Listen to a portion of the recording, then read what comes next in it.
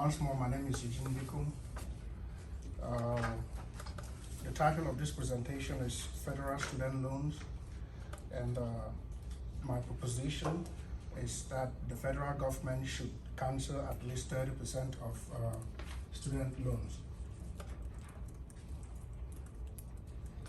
As you can see on the screen, I'd just like to look at the PowerPoints very briefly.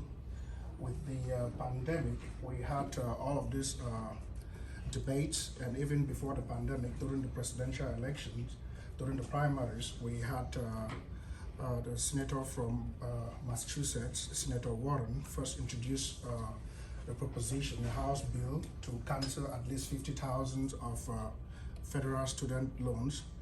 Then we look at the stats here, nationally, the percentage and the figures. Then, of course, this demonstration back then in support of student loan cancellation, mostly students. So I will start by asking this class, how many of you have student loans? A lot of people, myself included. How do you feel? How worried are you about your student loans and how long it will take you to repay them when you leave college? Pretty much, right? Me too. As somebody who has close to $30,000 in student loans, that is what worries me every day, especially given the fact that I'm still in school and I still have probably maybe 5 years to get to where I want to go to. So that is something that bothers me on a daily basis. And today I'm excited because I'm dressed a little bit formally, which is something that is rare for me to do because I'm always in scrubs. I'm a nurse, I'm always in scrubs, working so hard to take care of my family of 4 and also repay my student loans. Until recently, with the decision by the Biden administration to put a hold on interest on student loans up to August this year, I've always been worried, but that did not stop me from getting worried because it's a temporary fix.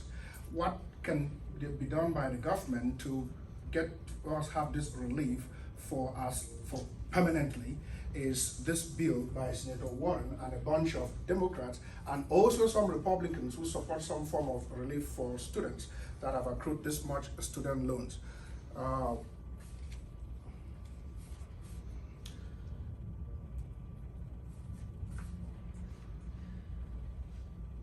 So like I said, personally, I owe almost $30,000 in student loan, and the statistics, the numbers of student loan debt in the United States at the moment is $1.7 trillion. And it is estimated that that number will continue to climb, especially by the end of 2022. And the number of people that have student loans is almost 45 million Americans out of the 310 million Americans. That is a huge number. So you can imagine how many people are worried about these student loans. And out of this 44 million Americans, 72,000 of them got the student loans in colleges where they were duped or colleges shut down or they were not affiliated and all of that. And that is why the first thing that President Biden did was to take care to cancel over 10 billion of student loans that were accrued by these students that went to these fraudulent colleges. To attend school in the United States, it should be a matter of right, not luxury. There are several other countries like Finland, Norway, Germany, and Austria where education is free, higher education is free, and they don't pay as much taxes as it is in the United States. So it takes an average of 20 to 30 years for you to finish paying your student loan, and it would interest you that President Obama finished paying his student loans in his 50s, and that was during his second term of being president. That's how long it takes you to finish paying your student loans. The stress of dealing with student loans every day was made worse by the pandemic, during which a lot of people lost their jobs, they lost loved ones, and all of those things, and that's perhaps why this movement to cancel at least 30% of these student loans become really rampant during this period. So, and older people owe 3 times more than the younger ones. And in 2004, the default rate of student loan was 40%. That number is about to get to 75% by the end of 2022, which means that 75% of those who owe student loans will default at their loans, and so they will not be able to repay it back on time.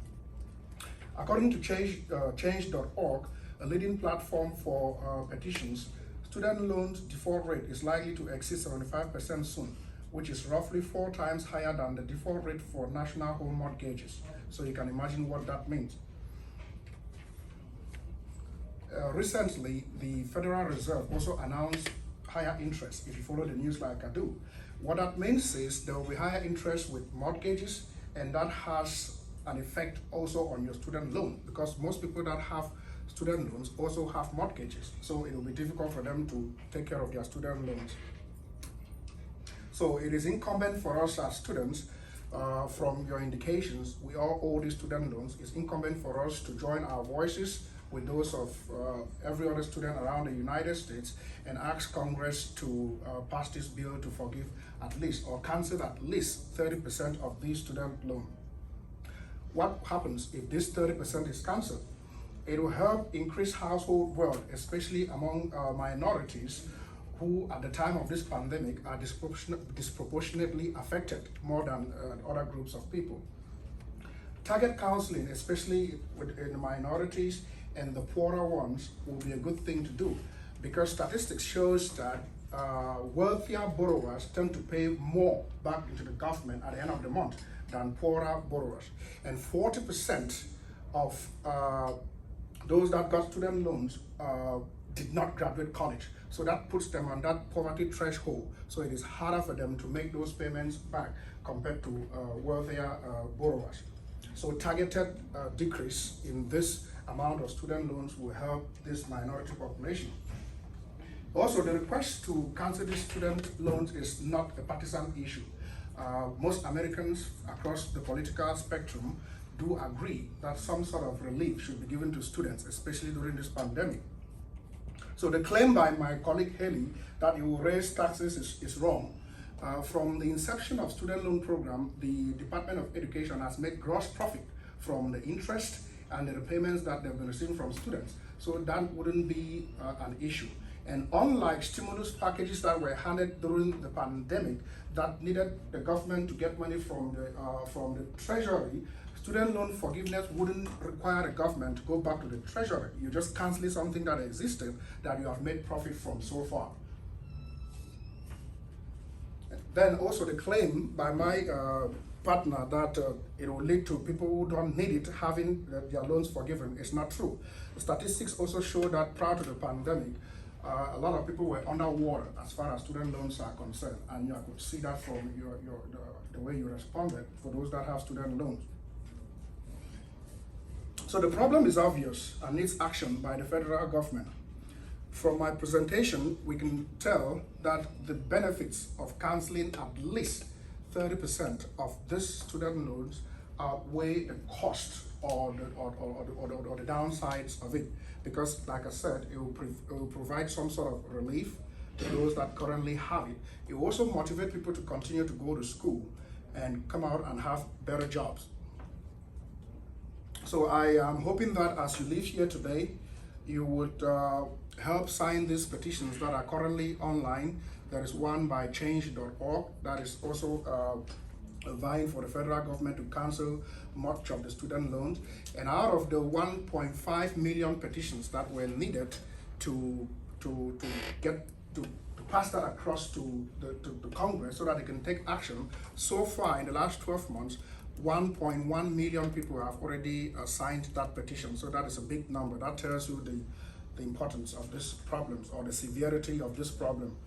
Also, there is another website, ACLU, that is the American Civil Liberty Union, that also has a petition drive that is ongoing, and millions of people have already signed that petition.